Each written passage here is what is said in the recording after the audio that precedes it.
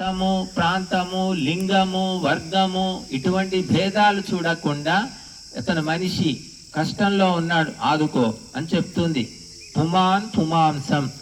ఇంకా దానికి లోతైన అర్థం చెప్పుకుంటే ఆత్మ మరొక ఆత్మను రక్షించాలి.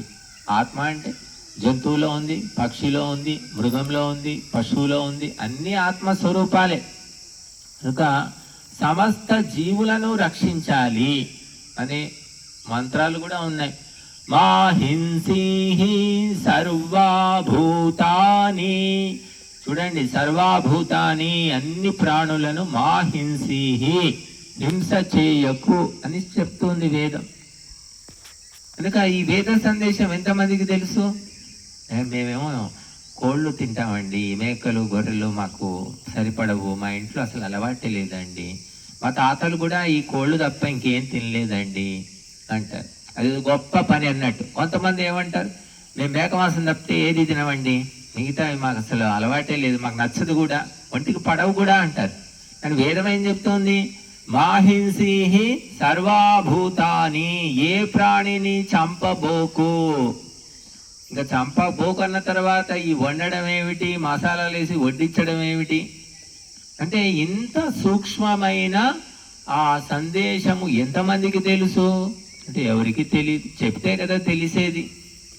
కాబట్టి చెప్పాలి అంటే తెలుసుకోవాలి, తెలుసుకోవాలంటే చదవాలి, లేకపోతే వినాలి. కనుక వేదమాత ఉపదేశము హిందువులకే అందడం లేదు, ఇంకా ఇతరులకేం చెప్తాం మనం. కాబట్టి మనం వేదాలను తెలుసుకోవాలి.